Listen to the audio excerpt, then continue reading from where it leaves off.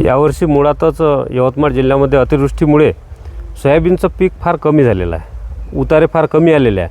अशा परिस्थितीमध्ये आमची एक भाबडी आशा होती का सोयाबीनचे भाव वाढतील, परंतु सोयाबीनचे भाव अजूनही वाढलेले नाही.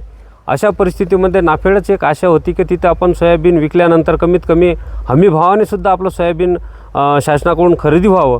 परंतु परिस्थिती एवढी बिकट आहे की नाफेडमध्ये जेव्हा आपण सोयाबीन घेऊन जातो तर अशा परिस्थितीमध्ये की त्या सोयाबीनवर एवढी चाचण्या केल्या जातात आणि जास्तीत जास्त सोयाबीन कसं घरी जाईल शेतकऱ्यांच्या, हेच नाफेडचे धंदे आहे.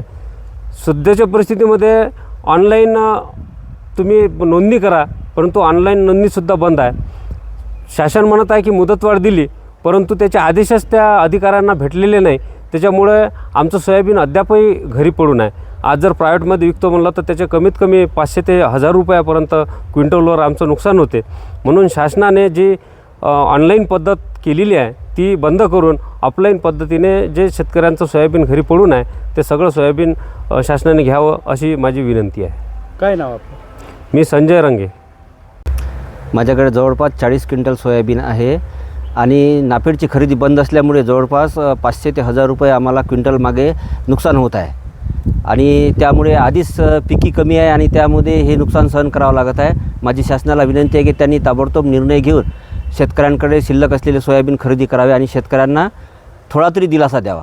शेतकरी माल घेऊन आलेले आहे. अधिकारी वर्ग सांगत आहे की आम्हाला कोणती आदेश नाही आहे, त्यामुळे त्यांना त्या भाड्याचा खर्च सहन करावा लागत आहे आणि त्यांचा दिवस संपूर्ण त्या ठिकाणी जात आहे. त्याच्यामुळं त्यांना मनस्ताप सहन करावा लागत आहे. काय नाव तुमचं? संदीप सरोदे.